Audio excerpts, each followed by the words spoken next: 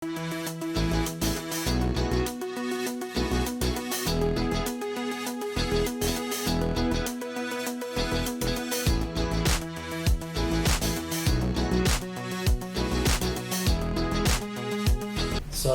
warahmatullahi wabarakatuh. Nama saya Rizky Satria Hadapi. Saya dari Universitas Negeri Jakarta.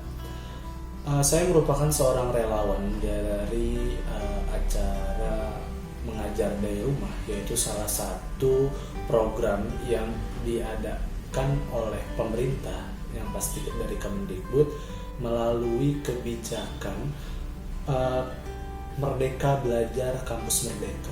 Nah, apa yang dimaksud dengan Merdeka Belajar Kampus Merdeka? Nah, di sini Menteri Pendidikan Nadiem Makarim menginginkan bahwa mahasiswa itu memiliki opsi lain selain pembekalan yang didapatkan dari instansinya sendiri, dari universitas sendiri. Nah, maka dari itu diluncurkan ya Kampus Merdeka ini, Merdeka Belajar Kampus Merdeka ini dia diadakan dengan tujuan untuk membantu memberikan pembekalan lain, pengalaman lain. Maka sempat terdapat keterangan di dalam video YouTube tentang penjelasan bahwa program Merdeka Belajar Kampus Merdeka ini itu menjadi hak mahasiswa dan mewajibkan universitas itu memberikan hak itu sebanyak 3 semester, jadi 8 semester yang dari prodi dan 3 semester tambahan. Nah, ini menjadi hak mahasiswa yang tidak diwajibkan, jadi mahasiswa boleh memilih untuk mengambil atau tidak. Nah, MDR ini mengajar dari rumah ini termasuk dari opsi tersebut, kebagian dari magang. Nah, dari situ kita akan melihat nanti bagaimana tentang siswa yang diajarkan, lalu materinya, metode pengajaran, terus akan disampaikan juga bagaimana video sesudah pengajaran sebagai contoh tentunya, dan foto-foto kegiatan.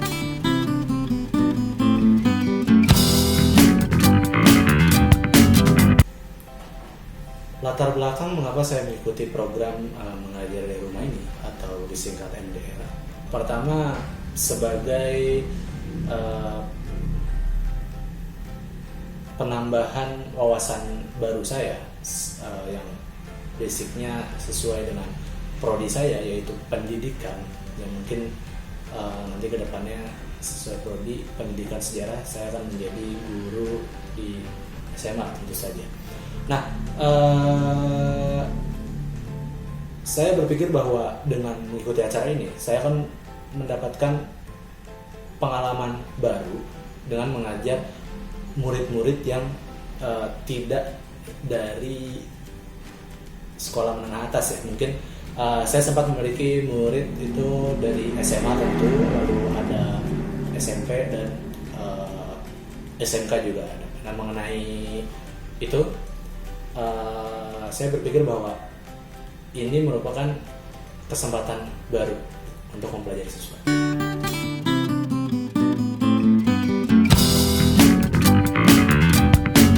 Untuk sasaran siswa yang sekiranya akan diajarkan atau dibantu, itu yang pasti ada di sekitar ya. Jadi sekitar rumah, entah RT, RW, kampung atau desa, kriteria seperti itu. Mengapa dibatasi seperti itu? Karena berkaitan dengan adanya pandemi. Jadi memang program ini dimunculkan juga karena keterbatasan siswa untuk mendapatkan pendidikan di sekolah, juga sistem daring yang kurang efektif, maka program ini dimunculkan.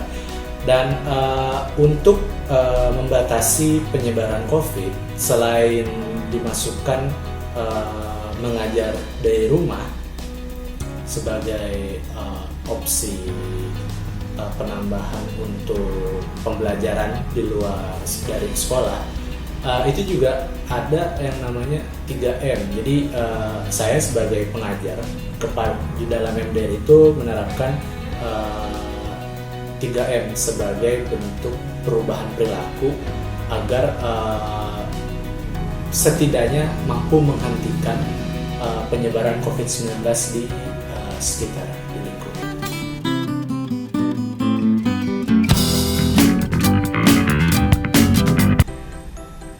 Ulasan materi yang diajarkan itu tergantung dari permintaan siswa tentu saja, karena siswa ini atau peserta didik ini ikut dalam pembelajaran saya karena membutuhkan pemahaman lebih dari materi-materi yang disampaikan di sekolah.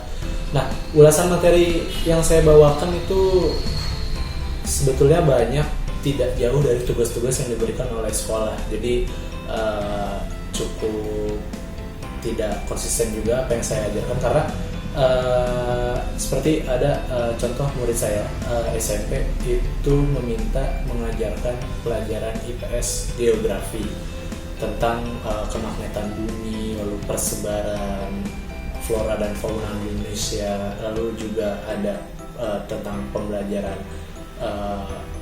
matematika, yaitu membahas tentang rumus linear juga pecahan. Nah, itu termasuk pembelajaran yang diminta oleh peserta didik saya yang di tingkat SMP. Lain juga dengan pembahasan yang diminta oleh peserta didik saya yang berada di SMA, yaitu pembahasan tentang teks negosiasi. Lalu kebetulan karena peserta didik saya merupakan peminatan IPA, jadi saya juga membantu dalam tugas dan membantu dalam pemahaman biologi itu yang saya bisa, yang saya kuasai. Memang agak miss dari dasar pendidikan saya sebagai prodi pendidikan sejarah. Nah, di biologi ini saya mengajarkan tentang bagaimana cara mengingat tentang kingdom, virus, familia, bakteri, dan bahkan bagaimana perkembangbiakan makhluk hidup dengan berbagai cara. Salah satunya adalah peta konsep. Nah, peta konsep ini bisa dibilang berhasil sebagai cara agar mampu mengingat materi-materi yang sifatnya harus diingat dan banyak seperti biologi, karena dalam biologi itu banyak penamaan dan jenis-jenis materi. Bahkan dalam biologi tersebut juga ada pembelajaran tentang bagaimana sifat keturunan yang berarti membahas tentang bagaimana rumusan turunan dari objek-objek tertentu, dan biasanya sangat umum itu dicontohkan dengan kacang. Nah, selain dari itu, karena peserta didik saya yang di SMA IPA ini masih kelas 10, alhamdulillah mendapatkan pelajaran sejarah dan saya senang mengajarnya. Itu pembelajaran sejarah, belajar tentang kerajaan Hindu-Buddha. Jadi di situ saya menjelaskan secara tekstual dan faktual, memberikan contoh foto-foto peninggalan, terus video-video tentang bagaimana kultur dari kerajaan Hindu-Buddha, bagaimana Majapahit berdiri, terus bagaimana diruntuh, terus tentang kerajaan Singosari, bagaimana Ken Arok menjadi seorang penguasa. Jadi saya menjelaskan cukup detail dan yang paling pasti adalah bagaimana menjelaskan Indonesia itu dimasuki oleh Hindu-Buddha. Itu paling penting karena materi itu menurut saya sangat penting karena kerajaan Hindu-Buddha itu, apalagi Hindu, itu memiliki sistem yang sangat penting dalam kerajaannya, yaitu kasta. Untuk metode pengajaran, karena dilihat dari lingkungan peserta didik untuk belajar itu kurang mumpuni, seperti ada polisi suara dari kendaraan atau orang-orang sekitar yang mengurangi fokus dari murid tersebut. Saya pikir saya dalam metode pengajaran ini berbeda dengan bagaimana saya mengajar di sekolah. Jadi saya memberikan hal-hal yang membuat anak itu fokus selain dari menetapkan peta pikiran dan peta konsep. Saya juga mengandalkan belajar sambil bermain dengan seperti memberikan sebuah kuis TTS, lalu bingo, memberikan pertanyaan-pertanyaan penting untuk mengisi game, lalu juga metode pembelajaran kuis, ya tentu saja disisipi dengan hots tertentu supaya tepat kepada tujuan dari pembelajaran tersebut.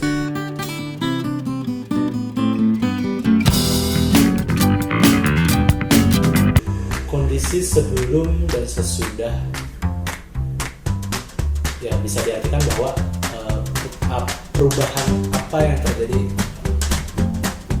yang dirasakan oleh peserta didik saya. Saya telah memvideokan dari minggu kedua MDM, jadi 1 minggu saya belajar bersama mereka. Saya memvideokan untuk dokumentasi bahwa minggu ini apa yang telah kalian dapat dari pembelajaran bersama saya. Maka langsung saja dicek videonya.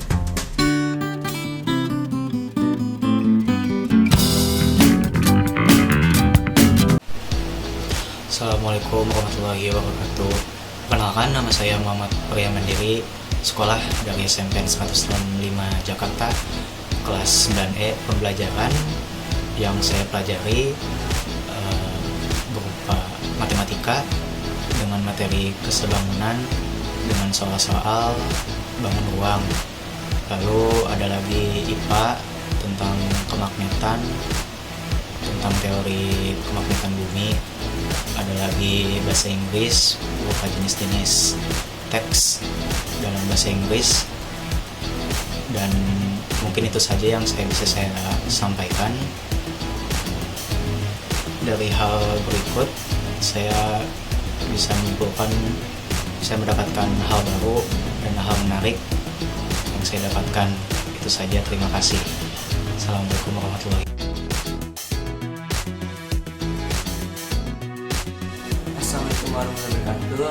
Nama saya Muhammad Salihur Sulaiman, asal SMA Negeri 91. Saya berada di jurusan peminatan IPA. Yang saya pelajari dari MDR di bahasa Indonesia yaitu saya dapat mempelajari tentang teks negosiasi. Di sana saya dapat mengerti tentang struktur teks negosiasi dan dapat bernegosiasi dengan benar terhadap orang lain. Dampaknya ya saya dapat mengerti tentang bagaimana cara negosiasi dengan benar, cara untuk bisa mendapatkan kesepakatan, dan sebegitulah. Selain saya mempelajari sosial budaya tentang kerajaan, saya dapat mempelajari tentang runtuhnya dan bangkitnya kerajaan Hindu-Buddha, dan saya dapat mempelajari tentang sistem kasta Hindu. Selanjutnya saya dapat mempelajari dari materi biologi, yaitu sistem kingdom, virus, bakteri, dan sistem perkembangbiakan makhluk hidup. Sekian, terima kasih.